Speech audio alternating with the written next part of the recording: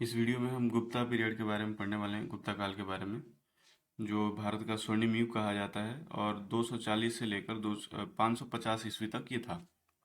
इसमें बहुत सारे महान राजा हुए, उनके बारे में हम पढ़ेंगे। सबसे पहले शुरू करते हैं कि गुप्ता वंश की जो स्थापना की थी वो थे श्रीगुप्त, जिन्होंने इस वंश की स्थापना की थी। इन्हें संस्थापक माना जाता है। इन्होंने इस वंश की स्थापना 240 ईस्वी में की और उस जैसे ये इन्होंने स्थापना की उसके बाद ये इन्होंने महाराजा की उपाधि धारण की। इनका जो काल था वो 240 से लेकर 280 तक था। इसके बाद इनके पुत्र घटोत्कच वो इस वंश के घटोत्कच इस वंश के अगले शासक बने। अब लेकिन इतनी सारी जानकारियां जो हैं हमें गुप्ता काल के बारे में कहाँ कहाँ से मिलती हैं, उससे पहले अगर हम बात करें तो बहुत सारे पुरातात्विक और बहुत सारे साहित्यिक साक्ष्य हैं, हमारे पास स्रोत हैं जिनसे इनकी जानकारी हमें मिलती है। गुप्त काल में अब जानकारी की बात की जाए तो सबसे पहले साहित्यिक स्रोत में अगर हम देखें तो हम देखेंगे कि कालिदास के द्वारा लिखी गई ये सारी किताबें, जैसे अभिज्ञान शाकुंतलम, मेघदूतम, रघुवंशम, कुमार संभवम, ऋतु संधारम, विक्रम वंशीय, मालिका विघ्नमित्रम प्रमुख हैं।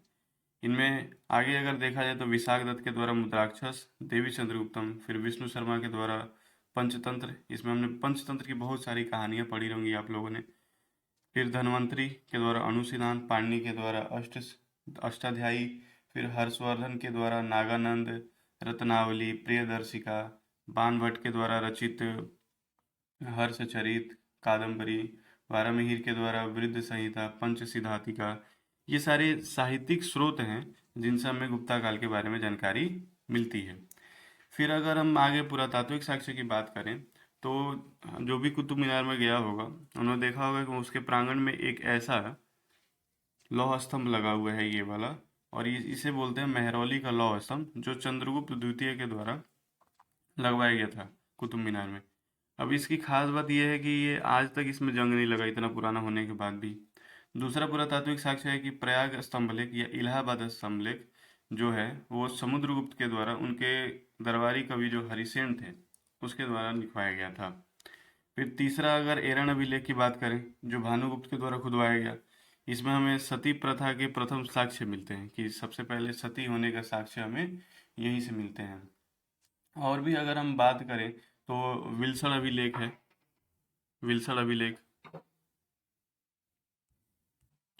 अगला अभिलेख अगर बात करें तो जूनागढ़ अभिलेख, जो स्कंदगुप्त के द्वारा खुदवाया गया। फिर पूना स्तंभ लेख, जो प्रभावती द्वारा, जो चंद्रगुप्त की पुत्री थी उसके द्वारा खुदवाया गया। फिर भीतरी गुफा अभिलेख, जो स्कंदगुप्त के द्वारा खुदवाया गया। तो इतने सारे पुरातात्विक साक्ष्य भी हमको मिलते हैं और साथ ही साथ हमारे पास साहित्यिक स्रोत भी बहुत सारे हैं।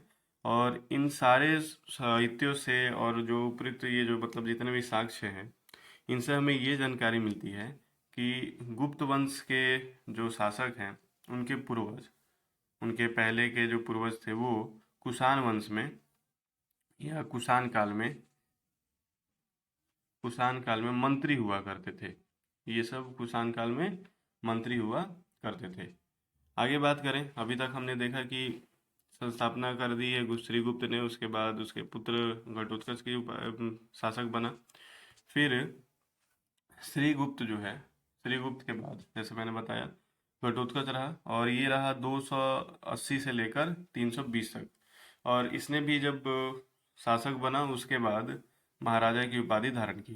फिर चंद्रगुप्त, घटोत्कच के बाद उसका पुत्र चंद्रगुप्त प्रथम, जो गुप्त वंश का प्रथम महान शासक बना, जिसने 320 ईस्वी में शासक बनने के बाद गुप्त सम्वत चलाया। जैसे अलग अलग सम्वत चलते हैं, विक्रम सम्वत, शक सम्वत, वैसे ही गुप्त सम्वत चलाया गया 320 ईस्वी में। और ये गुप्त वंश का पहला शासक था जिसने सोने चांदी के सिक्के जारी किए थे। अब यहाँ बात ये याद रखनी पड़ेगी हमें कि हिंद बैक्टीरियाई जो थे उन्होंने सबसे पहले सोने के सिक्के चलाए थे। सबसे पहले सोने के सिक्के, सबसे अधिक सोने के सिक्के जो है वो गुप्त वंश में चलाए गए थे गुप्ता काल में। और सबसे शुद्ध सोने के सिक्के कुषाण वंश में चलाए गए थे कुषाण काल के दौरान। आगे देखा जाए तो चंद्रगुप्त प्रथम ने अपनी जो शादी है वो लिच्छवी की राजकुमारी कुमार देवी से किया था। फिर ये बताया कि इन्होंने सोना चांदी का सिक्का चलवाया सबसे पहले, और हिंदी यूनानियों ने चलवाए थे। फिर सबसे ज़्यादा चले थे गुप्त काल में, और सबसे शुद्ध चले थे कुषाण काल में। जो यहाँ पे ये सब जानकारी दी गई है, ये सब उस समय के कुछ सोने के सिक्के हैं। आगे बढ़ा जाए तो चंद्रगुप्त प्रथम के बाद उसका पुत्र समुद्रगुप्त, समुद्रगुप्त जो है वो गुप्ता काल में गुप्त वंश का अगला शासक बना। ये सबसे महान शासकों में से एक है, क्योंकि इसे भारत का नेपोलियन कहा गया है। ऐसा इसलिए कहा गया क्योंकि दक्षिण भारत के 12 शासकों को और उत्तर भारत के 9 शासकों को इसने पराजित किया था। और ये पराजित करने के बाद इसने अपने आप में एक उपाधि रखी, और उस उपाधि का नाम था विक्रमांक। ये उपाधि धारण की। और समुद्रगुप्त जो था वो, उसे बीणा वादन बहुत अच्छी लगती थी। बीणा वादन अच्छे लगने की वजह से इसके हम बहुत सारे सिक्कों पे देखते हैं बीणा बजाते हुए, और इसलिए सब माना जाता है कि ये संगीत प्रेमी था। समुद्रगुप्त संगीत प्रेमी था। साथ ही साथ समुद्रगुप्त विष्णु का उपासक था, यानी ये विष्णु भगवान की पूजा करता था, और ये कवि भी था। जैसे पहले ही देखे, प्रयाग प्रशस्ति अभिलेख जो है इसके कवि हरिसेन द्वारा खुदाया गया था, और जिसमें समुद्रगुप्त के विजयों का वर्णन किया गया है। ये बताया गया कि समुद्रगुप्त ने कहाँ कितनी लड़ाइयाँ जीती, किसको किसको पराजित किया। तो अभी तक हमने देखा कि सबसे पहले श्रीगुप्त, श्रीगुप्त के बाद घटोत्कच, घटोत्कच के बाद चंद्रगुप्त प्रथम, और चंद्रगुप्त प्रथम के बाद समुद्रगुप्त, जिसका काल था 335 से लेकर 375। अगले जो शासक हुए वो चंद्रगुप्त द्वितीय। चंद्रगुप्त द्वितीय भी इस वंश के महानतम शासकों में से थे। इन्हीं के समय चीनी यात्री फाहियान भारत आया था, जो 15 वर्षों तक यहाँ। अब एक हेन सांग के हम नाम सुनते हैं, हेन सांग। एक और चीनी यात्री थे हेन सांग। तो देखिए, इसे याद रख सकते हैं, ये ह से हेन सांग है तो ह से हर्षवर्धन के काल में आए थे।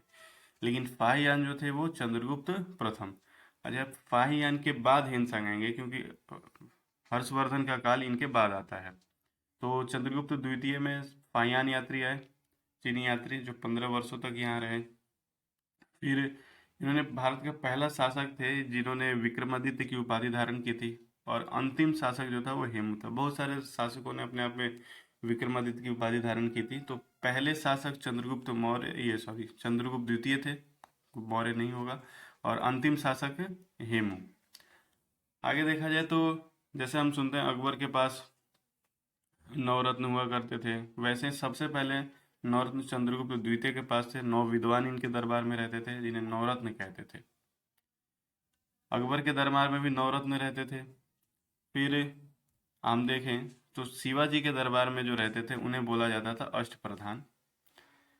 देखिए किनके किनके में नवरत्न, तो चंद्रगुप्त द्वितीय में नवरत्न, अकबर के दरबार में नवरत्न, शिवाजी के दरबार में अष्ट प्रधान, कृष्ण देव राय के दरबार में अष्ट दिग्गज, और जहांगीर के दरबार में अष्ट छाप। ये सब फेमस मंडलियां हुआ करती थी। अब इनमें कौन कौन था उनके बारे में थोड़ी सी हम जानकारी ले लेते हैं। नवरत्न में सबसे पहले अमर सिंह, ये एक महान कवि और संस्कृत के महान विद्वान थे, और इनकी पुस्तक का नाम है अमर कोश। ये अमर सिंह की पुस्तक का नाम है अमर कोश। धन्वंतरी, जिन्होंने अणु सिद्धांत लिखी थी, वो एक महान चिकित्सक थे, उन्होंने अणु सिद्धांत की रचना की। फिर कालिदास एक महान कवि और नाट्यकार थे। इन्होंने जैसे एक लिखा था मेघदूतम। इसमें ये क्या होता है कि एक लव स्टोरी है जहाँ पे एक जो नायक है वो अपनी प्रेमिका को बादलों के माध्यम से, मेघ के माध्यम से संदेश भेजता है, और इसीलिए उसका नाम है मेघदूतम। फिर हरिसेन, ये समुद्र के दरबारी कवि थे। वारामिहिर, ये एक महान कवि और खगोल शास्त्री थे, और इन्होंने सर्वप्रथम बताया था कि जो पृथ्वी है सूर्य के चारों ओर परिक्रमा करती है, ये ना कि सूर्य पृथ्वी के चारों ओर। फिर अगले 6 नंबर पे जो दरबारी थे वो थे एक महान ज्योतिष थे। फिर वरुचि संस्कृत के महान विद्वान थे, और शंकु एक महान वास्तुकार और स्थापत्यकार, और फिर बेताल भट्ट एक महान जादूगर। तो ऐसे करके ये टोटल 9 लोग थे जिन्हें चंद्रगुप्त के दरबार में रहते थे और जिन्हें नवरत्न कहा जाता था। आगे है कि कुमारगुप्त। कुमारगुप्त 1500 इस 415 ईस्वी से लेकर 454 ईस्वी तक इनका शासनकाल था। और 415 ईस्वी में कुमारगुप्त के द्वारा नालंदा विश्वविद्यालय की स्थापना की गई। बिहार में नालंदा विश्वविद्यालय, नालंदा डिस्ट्रिक्ट है, वहीं पे इसकी स्थापना की गई थी। अब ये विश्व का दूसरा सबसे पुराना, पहला तक्षशिला है और ये नालंदा दूसरा है। जिसे बख्तियार खिलजी ने तबाह कर दिया था। आगे इसकी बात की जाए तो नालंदा विश्वविद्यालय महायान बौद्ध शाखा, जैसे हीनयान और महायान, ऐसे दो प्रकार की बौद्ध शाखाएं होती हैं, उसका ये ऑक्सफोर्ड माना जाता है।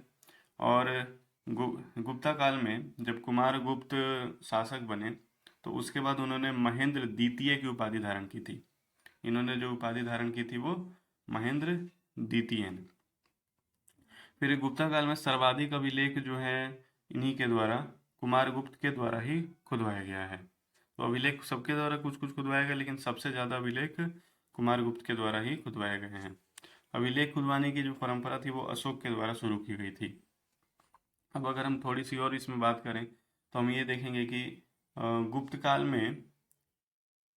में हिंदू धर्म का सर्वाधिक विकास हुआ था।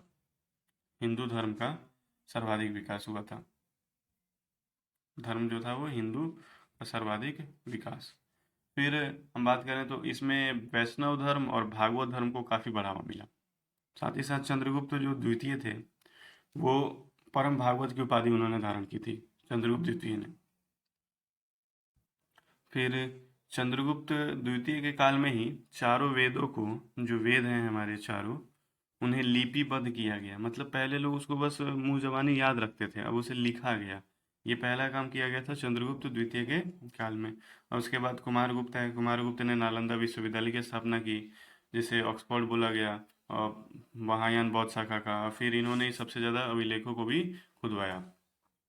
अब कुमारगुप्त जो के बाद जो हैं, गुप्त वंश के जो अंतिम शासक हुए, महान शासक हुए, तो वो स्कंदगुप्त हुए। महान शासक स्कंदगुप्त।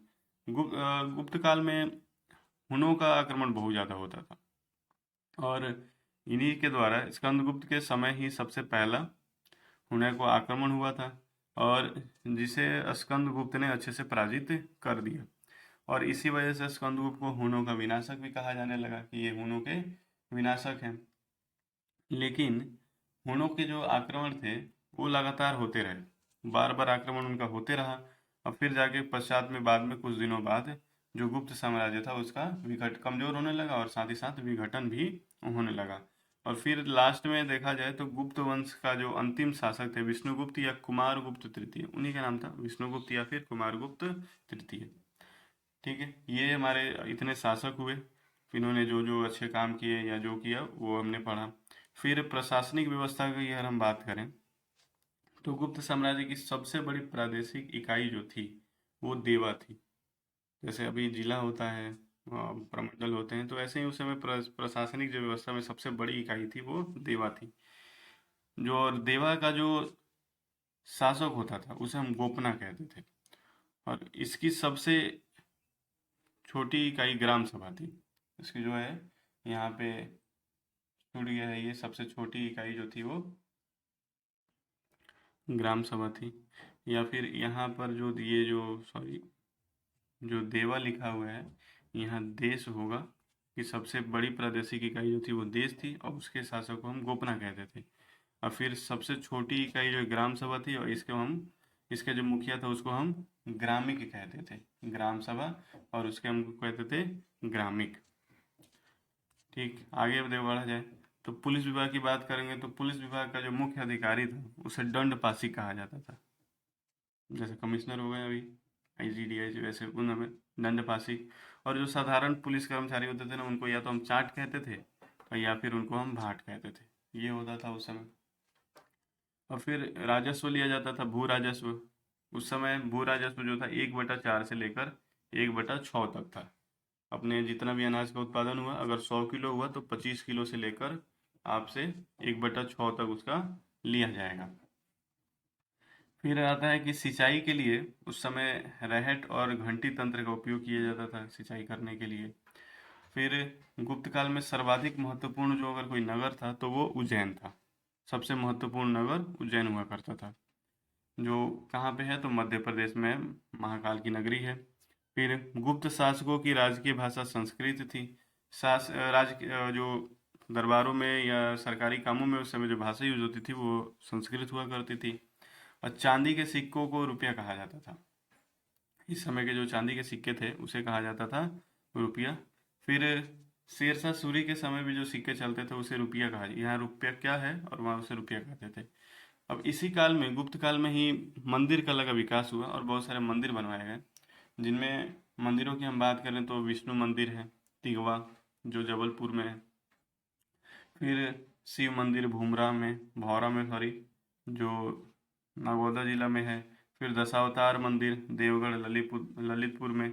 और पार्वती मंदिर, अगला मंदिर जैसा अगर हम बात करें तो पार्वती मंदिर जो हमारा नायना में है, नायना।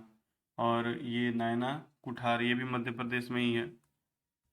फिर हम बात करें तो भीतर गांव या लक्ष्मण मंदिर है एक, जो लक्ष्मण मंदिर है वो कानपुर यूपी में है। ये पहला मंदिर है जो मतलब ईंटों के द्वारा बनवाया गया था। बाकी सारे पत्थर से बनाए गए हैं, पर्वत से काट काट के बनाया गया है, लेकिन लक्ष्मण मंदिर जो है ईंटों के द्वारा बनाया गया है।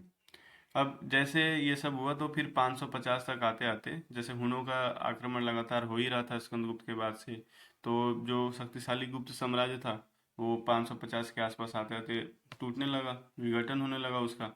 और परिणाम स्वरूप हुआ ये कि भारतीय राजनीति में पुनः विकेंद्रीकरण की प्रवृत्तियां तेज हो गई। मतलब डिसेंट्रलाइजेशन हो गया। पावर जो पहले एक जगह हुआ करता था, अब छोटे छोटे शासक अपने आप को स्वतंत्र करने लगे और स्वतंत्रता की घोषणा करके और उन्होंने पावर को डिसेंट्रलाइज कर दिया। और ऐसे करते हुए गुप्त काल का विघटन हो गया और इसकी समाप्ति हो गई 550 के आसपास तक। और इस वीडियो में इतना ही। Thank you for watching it. I hope you enjoyed it.